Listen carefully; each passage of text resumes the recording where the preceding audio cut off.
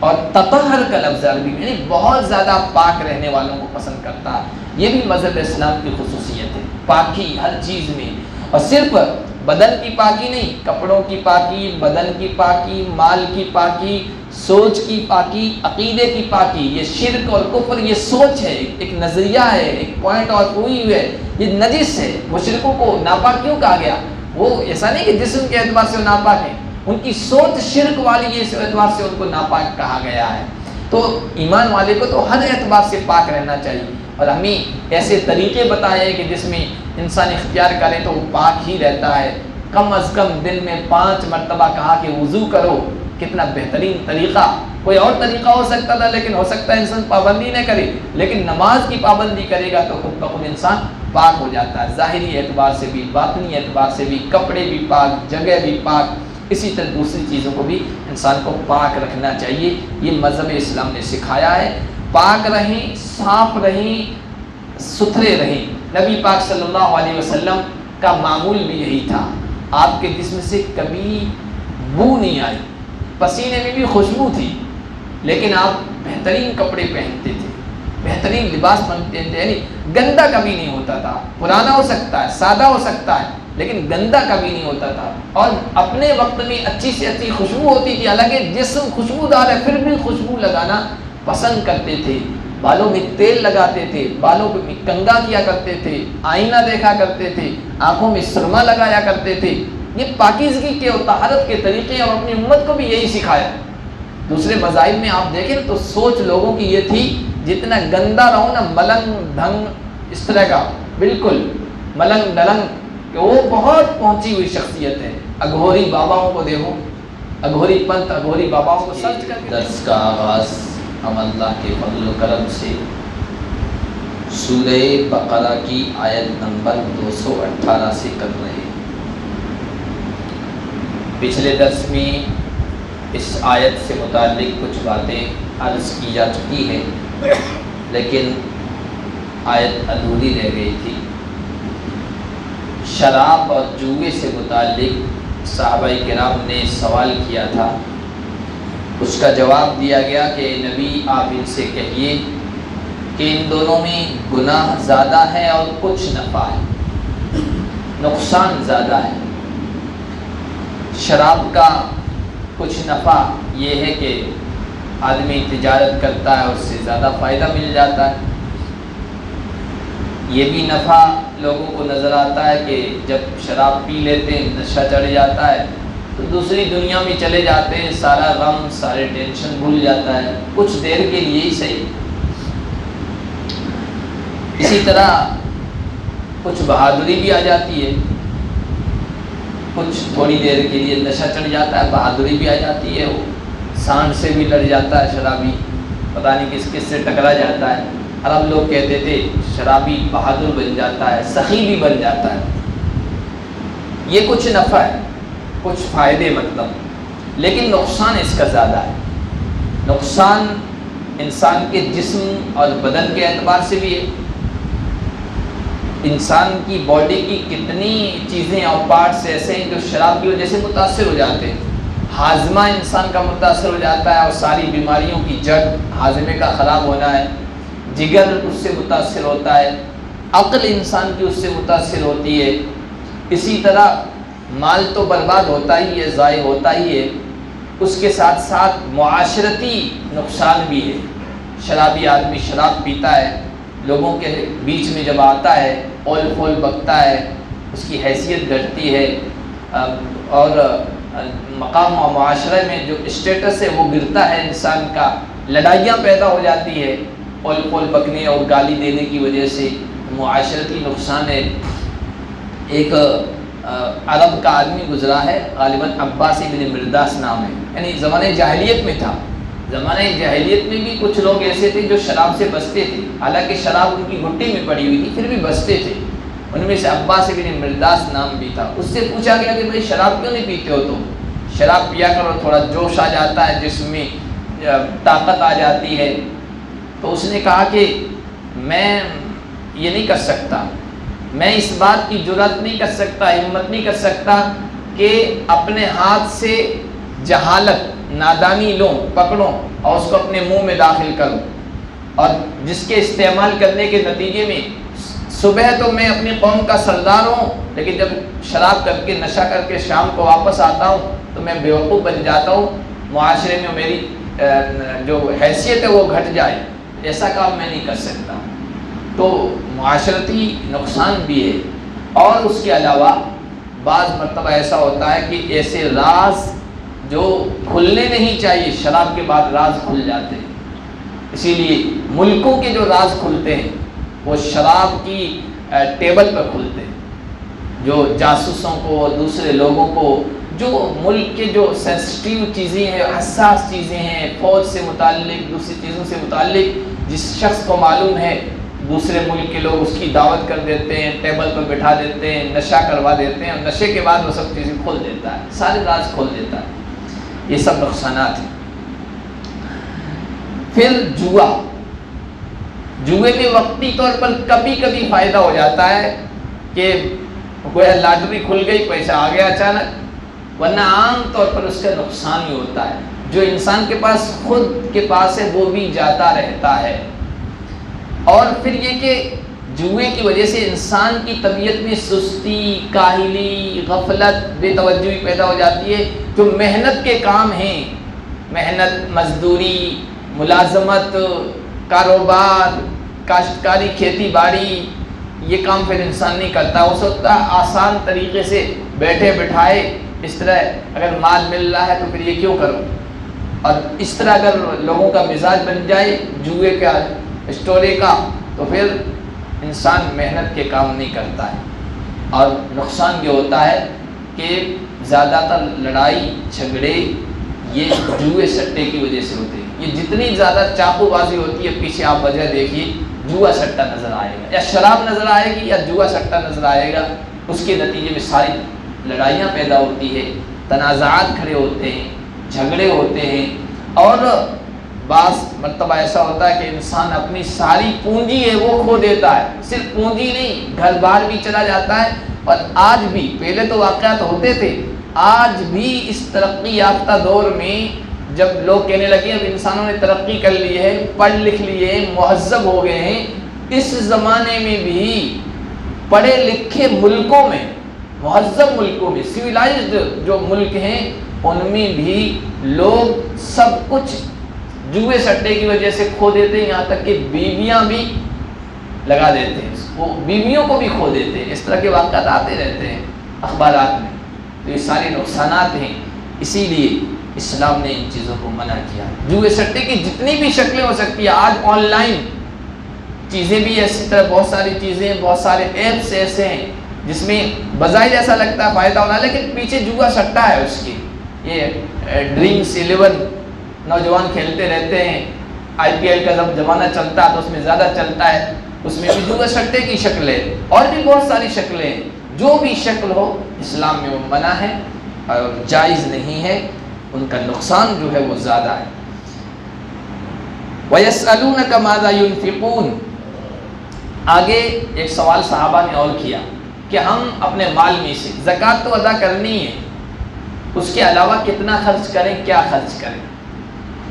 کیونکہ زکوٰۃ تو جو مستحق ہے اس پر ہوگی، لیکن بہت سارے ضرورت مند لوگ ہوتے ہیں جو زکوٰۃ کے تو مستحق نہیں ہیں لیکن مدد کے مستحق ہیں، ان کا تعاون ہونا چاہیے، اس طرح کے لوگ۔ اب بہت ساری جگہیں ایسی ہیں جہاں زکوٰۃ نہیں لگ سکتی ہے، اب مسجد کی تعمیر میں زکوٰۃ نہیں لگ سکتی ہے، مدرسے کی تعمیر میں زکوٰۃ نہیں لگ سکتی ہے، کوئی سوشل ورک کرنا ہے اس کے لیے آفس چاہیے اور جگہ چاہیے، تو زکوٰۃ کا پیسہ تو وہاں نہیں لگ سکتا، وہاں امداد لگے گا، وہاں جو دوسرا مال ہے فی سبیل اللہ کا وہ لگ سکتا ہے۔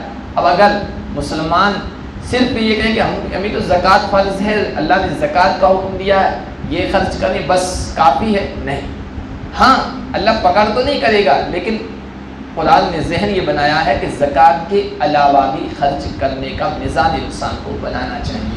اس سے بہت سارے کام جو ہوتے ہیں سوسائٹی کے، سماج کے، وہ پورے ہوتے ہیں۔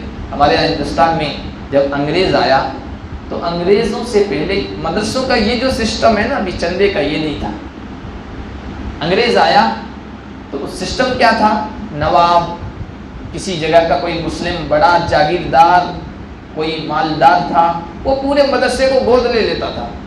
بعض عورتیں بھی تھیں مالدار، مدرسوں کو گود میں لے لیا کہ پورا خرچہ ہماری طرف سے۔ جو انگریز آیا اس نے یہ دیکھا کہ بھائی یہ مسلمانوں میں دینی جذبہ کہاں سے پیدا ہو رہا ہے؟ مدرسوں سے ہو رہا ہے۔ جیسے آج لوگ کہہ رہے ہیں نا کہ مسلمان اتنے کٹر کیسے ہو رہے ہیں، دیندار کیسے ہو رہے ہیں، اسلام سے کیسے مضبوطی سے جڑ رہے ہیں، وجہ کیا پیچھے؟ کہ پیچھے مدرسے، مکتب ہے، مسجد سے لگاؤ ہے، علماء سے لگاؤ ہے، اس وجہ سے ان میں دینداری زیادہ ہے۔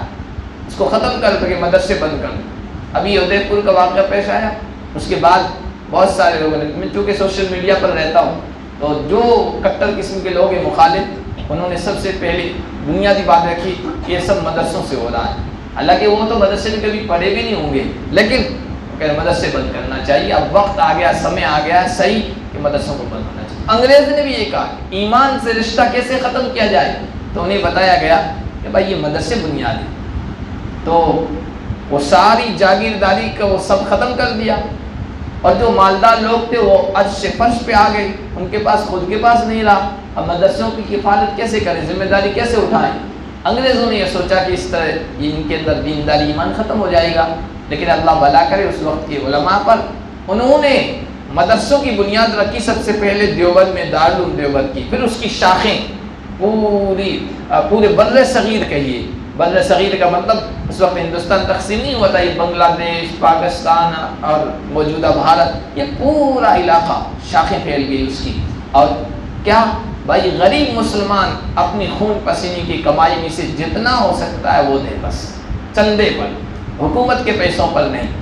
حکومت کے پیسوں پر وہ کبھی بھی آپ کو کسی بھی چیز پہ مجبور کر سکتی ہے، جس طرح ہو رہا ہے بہت سارے مدرسے جو مدرسہ بورڈ سے تنخواہیں لیتے ہیں، تو ان کے کہہ رہے ہیں مدرسے بچوں کو کہہ دیا سوریہ نمسکار کرنا پڑے گا ورنہ تنخواہ بند، فلاں کرنا پڑے گا، یوگا کرنا پڑے گا۔ بہت ساری تصویریں آئی ابھی، علماء یوگا کر رہے ہیں، حالانکہ وہ شرکیہ چیز ہے، اس کو برداشت کر رہے ہیں، نہیں کرو گے تو سارا چیزیں بند ہو جائے گی۔ تو ہمارے علماء نے بڑی دور اندیشی کے ساتھ یہ فیصلہ کیا کہ ہم عوام کے چندے پر چلائیں گے، اگرچہ اس کے لیے ہماری کتنی مشکلات سہنے کیوں نہ پڑے، مشکلات رہتی ہے، آج مدرسے میں رہتی ہے۔ بہرحال اس کے نتائج ہم دیکھ رہے ہیں، رزلٹ آج دیکھ رہے ہیں کہ اس شرک کے ماحول میں، کفر کے اس علاقے میں مسلمانوں کا ایمان سے، قرآن سے، مسجد سے، مدرسوں سے، علماء سے، نیک لوگوں سے جڑاؤ باقی ہے، رشتہ باقی ہے، یہ ان کی کوششوں کا نتیجہ ہے۔ تو یہ سلسلہ شروع کیا گیا کہ بھائی تھوڑا خرچ کرے مسلمان، لیکن اللہ کی راہ میں ضرور خرچ کرے، یہ مزاج بنائے۔ صحابہ نے پوچھا یا رسول اللہ ہم کیا خرچ کریں؟ تو کہا گیا آپ ان سے کہیے العفو۔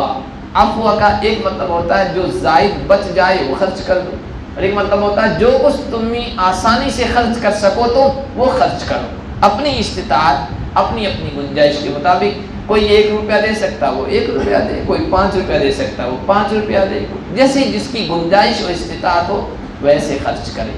پورا خرچ کرنے بھی شریعت نے نہیں ترغیب نہیں دی ہے کہ جو کچھ ہے وہ سب لٹا دو، مسجد بنا دو، مدرسہ بنا دو اور خود محتاج ہو جاؤ، پیچھے والوں کے لیے مت چھوڑو، نہیں، دین اسلام یہ نہیں کہتا۔ دین اسلام دنیا کا بھی لحاظ کرنے کا کہتا ہے کہ بھائی تمہارے تقاضے ہیں، گھر والوں کے تقاضے ہیں، ضرورت پیش آتی رہتی ہے، بیماری شماری بھی آتی رہتی ہے، اس کے لیے بھی بچا کے رکھو، دنیا کا بھی لحاظ کرو اور آخرت کا بھی لحاظ کرو، آخرت کے لیے بھی کماؤ۔ ایک صحابی اللہ کے نبی صلی اللہ علیہ وسلم کے پاس آئے، ان کو کہیں سے سونا ہاتھ لگ گیا تھا، جو جتنا سونا ان کے پاس آیا تھا وہ لے کے آئے گا، یا رسول اللہ اس کو میں صدقہ کرنا چاہتا ہوں۔ اللہ کے نبی صلی اللہ علیہ وسلم کو غصہ آ گیا، منہ پھیر لیا، تو وہ دائیں جانب آئے، ادھر سے آئے کہ رسول اللہ میں صدقہ کرنا چاہتا ہوں۔ حضور نے منہ پھیر لیا، ادھر کر لیا، تو ادھر سے آ گئے کہ میں اس کو صدقہ کرنا چاہتا ہوں۔ اب صدقہ کرنا اللہ کی راہ میں دینا تو اجر و ثواب کا کام ہے نا، حضور کو غصہ نہیں کرنا چاہیے، منہ نہیں پھیرنا چاہیے۔ اب جب ادھر سے آیا تو پھر اللہ کے نبی صلی اللہ علیہ وسلم نے غصے سے کہا لاؤ دو، وہ سونے کی ڈلی لی اور یوں مارا، وہ تو لگا نہیں صحابی کو، صحابہ فرماتے ہیں اگر لگ جاتا تو سر پھٹ جاتا، اتنے زور سے حضور نے کیا، اور پھر کہا کہ تم میں سے کوئی جو کچھ مال ہے وہ لا کے اللہ کی راہ میں صدقہ کر دیتا ہے، پھر محتاج بنا بیٹھے گا، پھر لوگوں کے سامنے ہاتھ پھیلائے گا، اللہ کی راہ میں اتنا خرچ کرو کہ تمہارے پاس پیسہ بچا بھی رہے، ضرورت کے مطابق کام بھی آئے۔ اسلام یہ ذہن بناتا ہے۔ تو کہا کہ جو آسانی کے ساتھ تم خرچ کر سکو، جو تمہاری گنجائش ہو، اس اعتبار سے خرچ کرو۔ مال ہے، حضور نے فرمایا سب سے پہلے اپنی ذات پر خرچ کرو، پھر بھی اور بہت ہے اپنے متعلقین پر خرچ کرو، اپنے گھر والوں پر، اور بھی بہت ہے تو آس پاس محتاج ہے ان پر خرچ کرو، لیکن اپنے لیے کچھ بچا کے رکھو۔ چونکہ جوئے کے سلسلے میں آیا، جوئے کے ذریعے سے مالدار نہیں بن سکتے، منع ہے، اس کے نقصانات زیادہ ہیں۔ اب مالدار بننے کا نسخہ کیا ہے؟ تو کہا گیا کہ تھوڑا تھوڑا اپنی آمدنی میں سے، اپنے خرچ میں سے بچا کے رکھو۔ قطرہ قطرہ دریا بنتا ہے، ایک ایک رائی پروت بنتا ہے، اور ایک ایک کنکر مل کر پہاڑ بنتا ہے۔ ایک وقت ایسا آئے گا کہ تم مالدار بن جاؤ گے دنیا میں۔ تھوڑا تھوڑا بچا کے رکھو گے، یہ مزاج اپنا بناؤ گے تو تم اچانک جوئے سٹے سے مالدار بننا چاہتے ہو، یہ طریقہ صحیح نہیں ہے۔ تھوڑا تھوڑا بچانے کا مزاج رکھو، ایک دن مالدار بن جاؤ گے۔ دنیا کے اعتبار سے مالدار بن گئے، اب آخرت کے اعتبار سے بھی تم مالدار بننا ہے، آخرت کو بھی سامنے رکھنا ہے۔ تو آخرت میں مالدار کیسے بنو گے؟ کہ جو کچھ استطاعت ہے اس اعتبار سے خرچ کرتے رہو، اللہ کی بینک میں جمع کرتے رہو، جب آخرت میں پہنچو گے تو وہاں بھی مالداروں میں تمہارا شمار ہوگا۔ كَذَلِكَ يُبَيِّنُ اللَّهُ لَكُمُ الْآيَاتِ لَعَلَّكُمْ تَتَفَكَّرُونَ۔ یہ اللہ باتیں، آیتیں کھول کھول کے تمہارے سامنے رکھ رہا ہے تاکہ تم غور فکر کرو، سوچو۔ کس چیز کی سوچ؟ فی الدنیا والآخرہ، اپنی دنیا کی بھی سوچ رکھو اور آخرت کی بھی۔ دنیا کی حاجتوں کے سلسلے میں بھی اپنے پیسے رکھو اور آخرت کی کمائی کے لیے بھی خرچ کرو۔ وَيَسْأَلُونَكَ عَنِ الْيَتَامَى، اور یہ لوگ آپ سے سوال کرتے ہیں یتیموں کے بارے میں۔ یتیموں کے سلسلے میں عرب کے لوگ زمانے جاہلیت میں بہت بے احتیاطی برتتے تھے۔ یتیموں کا مال دبا لینا، ان کو نہ دینا، جائیداد پر قبضہ کر لینا، یتیموں کا مال اپنے مال میں شامل کر لینا، اور اس کا مقصد یہ ہے کہ آہستہ آہستہ کر کے دبا لیں۔ یتیم کو اپنے ساتھ شامل کر لینا، اور بظاہر یہ ہوتا تھا کہ بھائی ان کی ہم رکھوالی کر رہے ہیں، سرپرستی کر رہے ہیں، ہم ان کے گارجین ہیں، لیکن اندر سے نیت میں کھوٹ ہوتا تھا کہ آہستہ آہستہ کر کے سارے مال پر ہم قبضہ کر لیں گے۔ یہ سب ان کے مقاصد ہوتے تھے۔ تو یہ کہا گیا قرآن میں دوسری جگہ کہ وَلَا تَقْرَبُوا مَالَ الْيَتِيمِ إِلَّا بِالَّتِي هِيَ أَحْسَنُ، یتیم کے مال کے قریب بھی مت جاؤ مگر اس طریقے سے جو بہتر ہو۔ بہتر طریقے کی بہت ساری شکلیں ہیں کہ بھائی یتیم کے مال کو دیکھنے میں، اس کی دیکھ ریکھ میں آپ کا پورا وقت ضائع ہو رہا ہے یا خرچ ہو رہا ہے، یوں کہیے۔ یتیم کا باپ بہت کچھ چھوڑ کے گیا، اب وہ تو بچہ ہے، تجارت کاروبار باپ کا سنبھال نہیں سکتا ہے، اس سے شعور بھی نہیں ہے، ابھی تجربہ بھی نہیں ہے، آپ نے سنبھال لیا اس کی گارجین بن کر۔ تو بظاہر آپ گارجین ہو، لیکن آپ نے ایسے طریقے استعمال کر لیے کہ اس کا مال ہتھیا لیا۔ اب آپ نگرانی کریں گے اس کے کاروبار کی، وقت پورا اس پہ خرچ ہو رہا ہے، تو شریعت یہ کہتی ہے کہ بھائی الگ سے آپ اپنے کاروبار نہیں کر رہے اس کے مال کی وجہ سے، اس کے کاروبار کو سنبھالنے کی وجہ سے، تو اپنی ضرورت کے مطابق اس کے مال میں سے لے سکتے ہو۔ بالمعروف کا ہے، کھانا پینا تمہارا ہو جائے اتنا لے سکتے ہو، تو یہ آسان طریقہ۔ غلط طریقے سے ذرا سا بھی مال لے لیا، استعمال کر لیا، اپنے مال میں شامل کر لیا، تو انما یاکلون فی بطونہم نارا، وہ اپنے پیٹ میں جہنم کے انگارے بھر رہے ہیں۔ اتنا سخت الفاظ آئے، تو جب صحابہ کے سامنے یہ الفاظ آئے نا، صحابہ محتاط ہو گئے، ڈر گئے، کیونکہ نبی پاک صلی اللہ علیہ وسلم نے یتیموں کی سرپرستی کرنے کی بڑی فضیلت بتائی، یتیموں کے اوپر شفقت کا ہاتھ پھیرنے کا بڑا اجر و ثواب بتایا، اور اتنی ترغیب دی ان کی دیکھ بھال کی، ان کی نگرانی کی، ان پر شفقت کی، ان کی ضرورتوں کو پورا کرنے کی، کہ صحابہ میں سے بہت سارے صحابہ ایسے تھے کہ یتیم کے بغیر کھانا نہیں کھاتے تھے، جب تک دسترخوان پہ یتیم نہیں ہوتا تھا۔ حضرت عبداللہ ابن عمر کے بارے میں آتا ہے، لیکن جب یہ مسئلہ آیا کہ یتیم کا مال ذرا سا بھی ادھر ہو گیا آپ کے اس میں، تو یہ بہت خطرناک چیز ہے، بہت وعید دھمکی آئی ہے۔ تو صحابہ نے اب کیا کیا کہ یتیم کے لیے الگ سے پکانا شروع کر دیا۔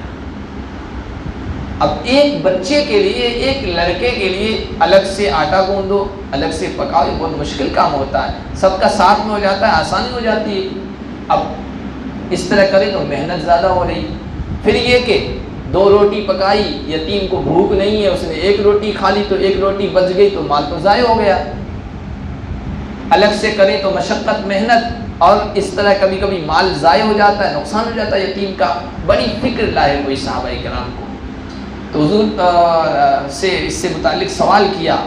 اللہ تعالیٰ نے فرمایا قل اصلاح لہم خیر، اے نبی ان سے کہیے کہ ان کا کھانا اپنے ساتھ پکاؤ یا الگ پکاؤ. اصل مقصود یتیموں کی خیر خواہی ہونی چاہیے، بھلائی ہونی چاہیے. جس میں یتیموں کا فائدہ ہو وہ کام اختیار کرو، وہ طریقہ اپناؤ. وَإِن تُخَالِطُوا فَإِخْوَانُكُمْ، اگر تم ان کو اپنے ساتھ ملا دیتے ہو، کھانا ساتھ میں پکاتے ہو، اور مقصد تمہارا یتیم کے مال کو ہڑپ کرنا نہیں.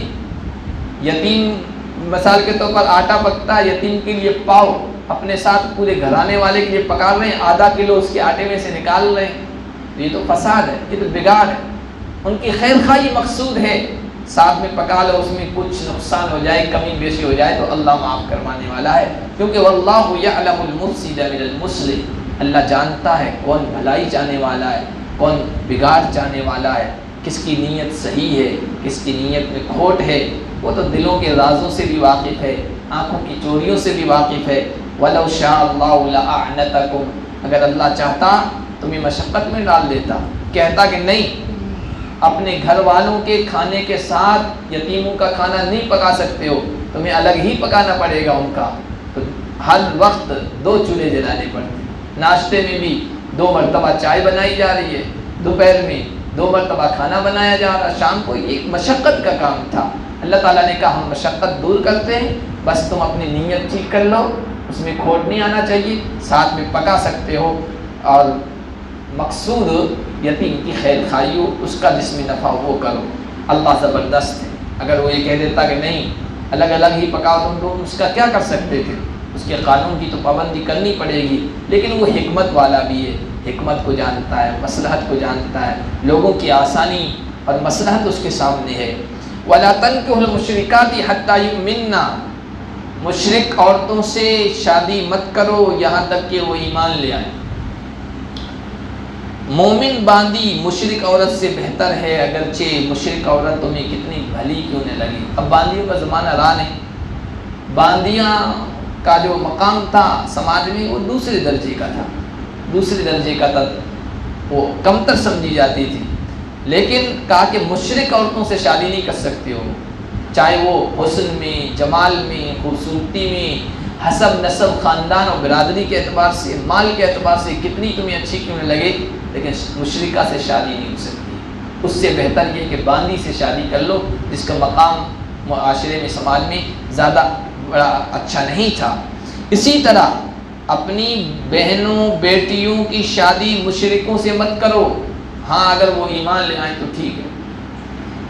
ایک صحابی تھے مرثد بن ابو مرثد الغنوی. زمانہ جاہلیت میں مکہ میں ایک عورت تھی، بازاری عورت، فاحشہ عورت، اس سے تعلقات تھے. ایمان لے آئے، ایمان لانے کے بعد تو زندگی چینج ہو گئی. مدینہ آئے، صحابہ ہجرت کر کے مدینہ آئے. لیکن کچھ صحابہ ابھی تک مکے میں مجبور تھے، نکل نہیں سکتے تھے، قیدی بنے ہوئے تھے. حضور صلی اللہ علیہ وسلم نے ان کو یہ ڈیوٹی دی کہ جاؤ مکے میں اور مسلمانوں کو کسی طریقے سے چھڑا کے مدینے لے آؤ. یہ گئے، رات میں جا رہے تھے کہ وہی اناق نامی عورت تھی. اس نے دیکھ لیا کہ بہت زمانے کے بعد یہ آشنا آئے ہیں. کہا کہ چلو تنہائی میں جاتے ہیں، بدکاری کے لیے دعوت دی. انہوں نے کہا کہ اب تو بدکاری نہیں ہو سکتی، اب تو میں نے ایمان قبول کر لیا ہے. تو کہا اگر بدکاری نہیں کر سکتے ہو تو مجھ سے نکاح کر لو. تو اس موقع پر انہوں نے کہا کہ بھائی میں نبی صلی اللہ علیہ وسلم سے مشورے کے بغیر اب کوئی قدم نہیں اٹھا سکتا. اب میں نے اپنا ہاتھ حضور کے ہاتھ میں دے دیا، واپس جا کر مشورہ کروں گا. حضور صلی اللہ علیہ وسلم سے یہ بات رکھی تو اس موقع پر یہ آیتیں اتری، مشرک عورتوں سے شادی نہیں کرنی ہے یہاں تک کہ وہ ایمان لے آئیں، اور بہنوں بیٹیوں کی شادی مشرک مردوں سے بھی نہیں کرنی ہے. ایک مومن غلام یہ مشرک مرد سے بہتر ہے، اگرچہ مشرک آدمی کتنا ہی پسندیدہ کیوں نہ ہو، بہتر کیوں نہ ہو. یہ کیوں کہا؟ یہ اس وجہ سے کہ یہ جو نکاح کا مسئلہ ہے، شادی کا مسئلہ ہے، یہ جو رشتہ ہے یہ الفت کا، یہ محبت کا رشتہ ہے، اور اسلام یہ کہتا ہے کہ یہ زندگی بھر چلانا ہے، یہ زندگی بھر چلانا ہے، یہ ایسا معاہدہ ہے جس کی زندگی پر پابندی کرنی ہے۔ ایسا نہیں ہے کہ معمولی سی بات پر نکاح کو ختم کر دو، طلاق دے دیں، یہ اسلامی مزاج نہیں ہے۔ یورپ کا یہ مزاج بن گیا، یورپ میں اب یہ ہو گیا ہے کہ نکاح ہوتے ہی فوراً طلاق، کوئی نکاح والی عورت ہو اس کو طلاق نہ ہوئی ہو ایسا ہوئی نہیں، اکثر اللہ کا دکھا الگ بات ہے۔ یہ مزاج اسلام کا نہیں ہے۔ اسلام کو کہتا ہے نکاح کرو تو ایسا معاہدہ ہے جس کو زندگی بھر نبھانا ہے، اونچ نیچ آتی رہے گی، حالات آتے رہیں گے، صبر کے ساتھ، برداشت کے ساتھ اس کو لے کے چلنا ہے، نبھانا ہے، اسی میں برکت ہے، اسی میں خیر ہے۔ لیکن اگر مشرک عورت آپ کے گھر میں آ گئی، اس سے آپ نے شادی کر لی، یا کسی مسلمان بچی نے اگرچہ نکاح نہیں ہوتا لیکن مشرک مرد سے کر لیا، تو یہ اثر انداز ہوتے ہیں۔ آہستہ آہستہ چونکہ محبت غالب آتی ہے تو محبت میں ایسے کام کر لیتے ہیں جو کفر والے ہیں، شرک والے ہیں۔ ایسے گھرانوں کو آپ دیکھ لیجئے، مسلمان مرد ہے، اس نے شادی غیر مسلم عورت سے کی ہے یا اس کا الٹا ہے، تو آپ دیکھ لیجئے جو ہے آنے والی جو نسل ہے، اولاد ہے، اس پر بھی اثر پڑتا ہے۔ خود انسان بہت ساری شرکیہ اور کفریہ چیزیں کر لیتا ہے۔ بہت سے ہیرو ہیں، فلمی ہیروز دیکھ لیجئے، ان کے یہاں یہی مسئلہ ہے، باپ مسلمان ہے، ماں ہندو ہے، ان کے یہاں گنپتی کی پوجا بھی ہو رہی ہے، اور سارے جو ان کے میلے ٹھیلے ہیں وہ بھی ہو رہے ہیں، اور زیادہ تر یہ ہو رہا ہے کہ ان کی شرکیہ چیزیں انسان اختیار کر لیتا ہے، کیونکہ نکاح کا رشتہ، شادی کا رشتہ محبت والا، محبت میں انسان پھر وہ کر لیتا ہے جو اس کا ساتھی، جیون ساتھی کہتا ہے وہ کر جاتا ہے۔ اور اسلام شرک کے معاملے میں بالکل کوئی کمپرومائز نہیں، شرک کے، اس لیے اب دیکھیے یہ چیزیں جو حرام ہوئی ہے، غلط جو چیزیں رائج تھی ان کو ناجائز و حرام کہا ہے، وہ ایک دم نہیں کیا ہے، آہستہ آہستہ۔ پچھلے درس میں بتا چکے ہیں، شراب حرام ہوئی ہے تو ایک دم نہیں ہوئی ہے، 4 مرحلوں میں جا کے حرام ہوئی ہے۔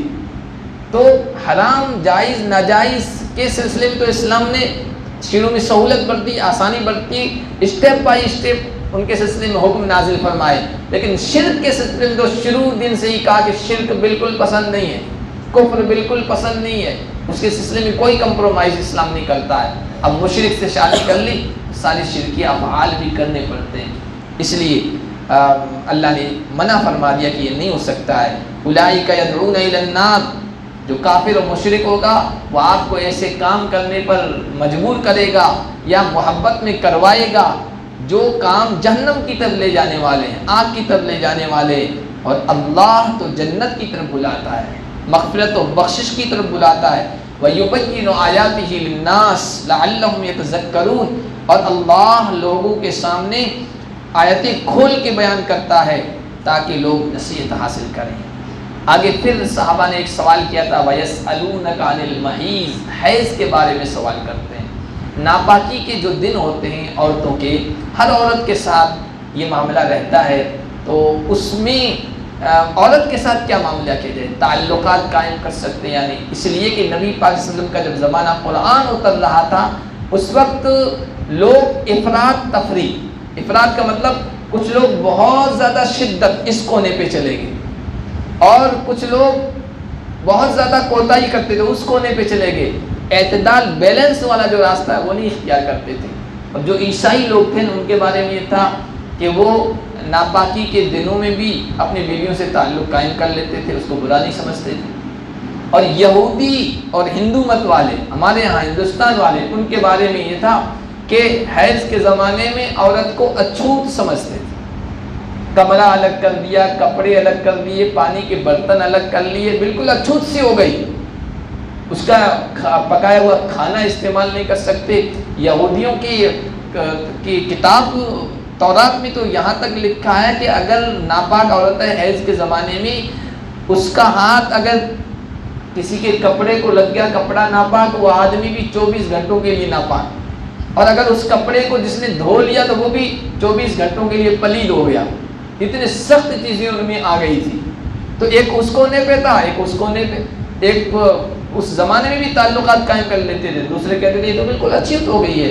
اسلام نے اعتدال والا راستہ بتایا ہے، اسلام نے کہا قل هو اذن، اے نبی آپ ان سے کہیے کہ یہ حیض کا جو زمانہ ہے ناپاکی کا، یہ تکلیف دہ ہے، اس سے نقصان ہوتا ہے اگر کوئی تعلق قائم کر لے۔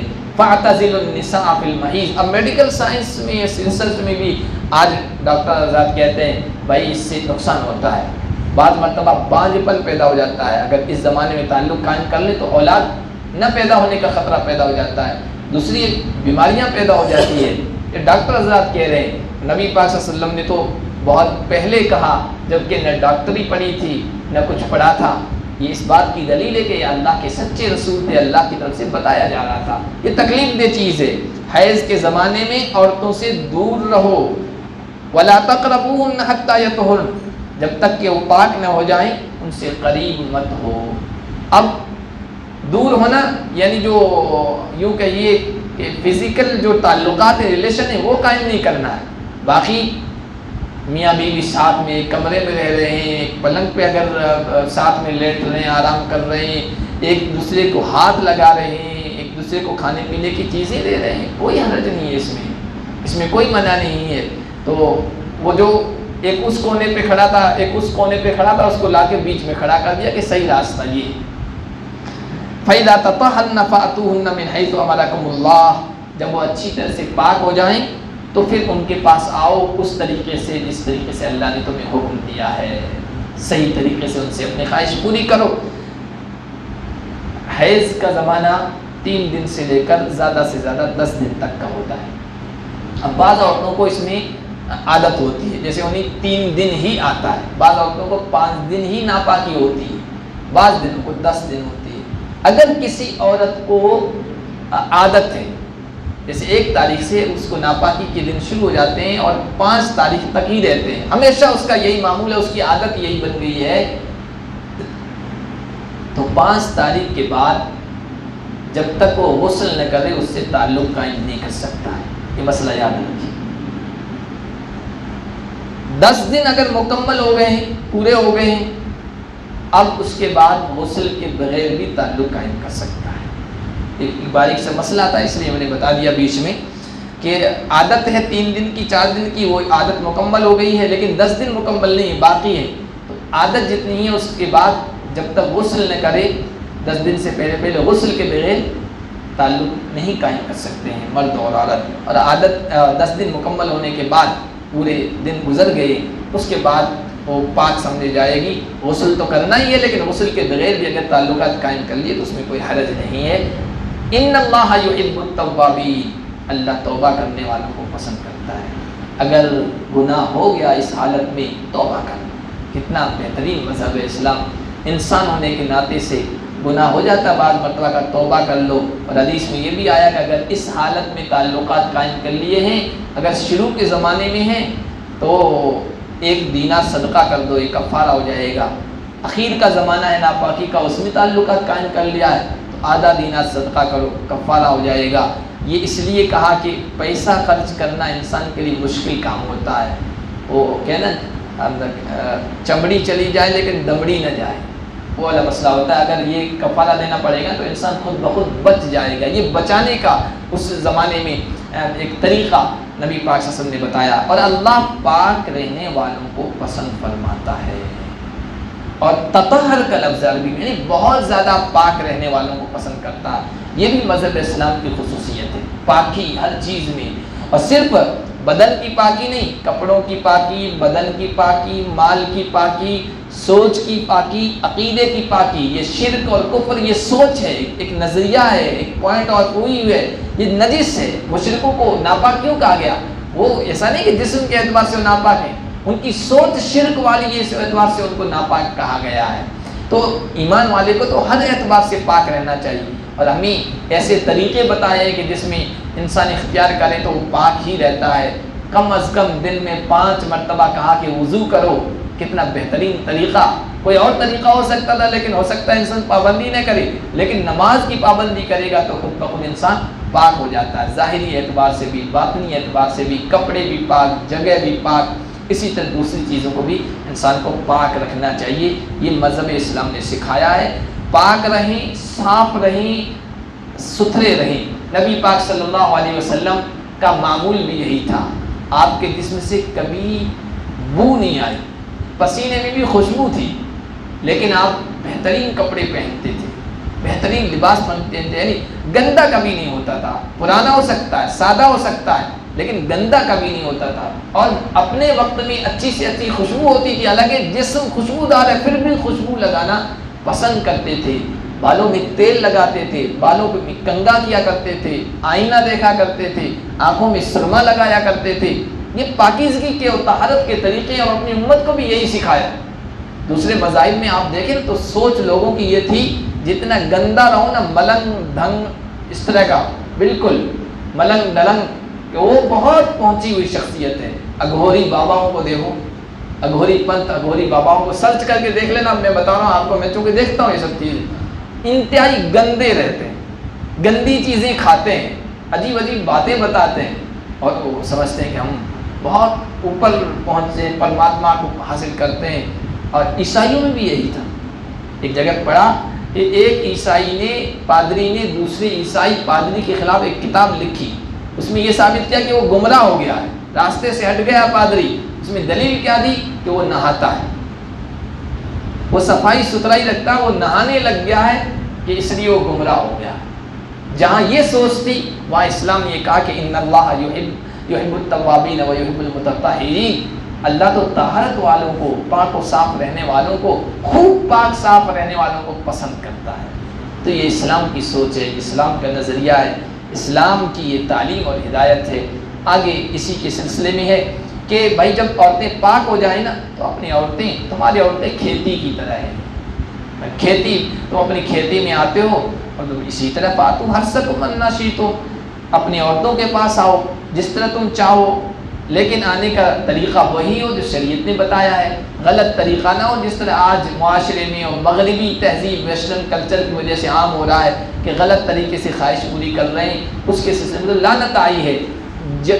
صحیح طریقہ وہ ہے جسے ہم شرمگاہ سے کہتے ہیں، یا جہاں سے بچہ پیدا ہوتا ہے وہاں، ہاں اس کی کیفیت کچھ بھی ہو سکتی ہے، یا اور آسان لفظوں میں کہ چونکہ مسئلہ ہے تو مسئلہ میں کوئی شرم نہیں ہونا چاہیے، اسٹائل کچھ بھی ہو سکتی ہے، لیکن خواہش پوری کرنے کی جگہ وہی راستہ ہو جہاں سے بچہ پیدا ہوتا ہے۔ تو یہی مطلب ہے فاتو حرثکم ان شئتم، اپنے کھیتیوں میں آئے جس طریقے سے تم چاہو۔ وقدموا لانفسکم، اور دیکھو خواہش تو پوری کرنی ہے، لیکن یہاں پر بھی صرف دنیا کی خواہش سامنے مت رکھو، اپنی آخرت کے لیے بھی کچھ آگے بھیجو، آخرت کو بھی سامنے رکھو، اللہ سے ڈرتے رہو۔ اللہ نے یہ جو احکام دیے ہیں ان کی پیروی کرو گے، جوئے سے بچو گے، شراب سے بچو گے، یتیموں پر خرچ کرو گے، مشرکوں عورتوں سے شادی سے بچو گے، حیض کے زمانے میں بچو گے، تو یہ وہ کام ہیں جو اللہ سے ڈرنے کے ہیں، اور یہی آخرت کو بناتے ہیں۔ اور جان لو کہ اللہ سے ملنے والے ہو، اور جو کوئی بھی ان اصولوں پر عمل کرے گا وہ ایمان رکھنے والا ہے۔ ایسے ایمان والوں کو خوشخبری سنا دو کہ اللہ کے یہاں بہترین بدلہ ملے گا۔ اللہ پاک ہم سب کو قرآن کی تعلیمات پر عمل کی توفیق عطا فرمائے۔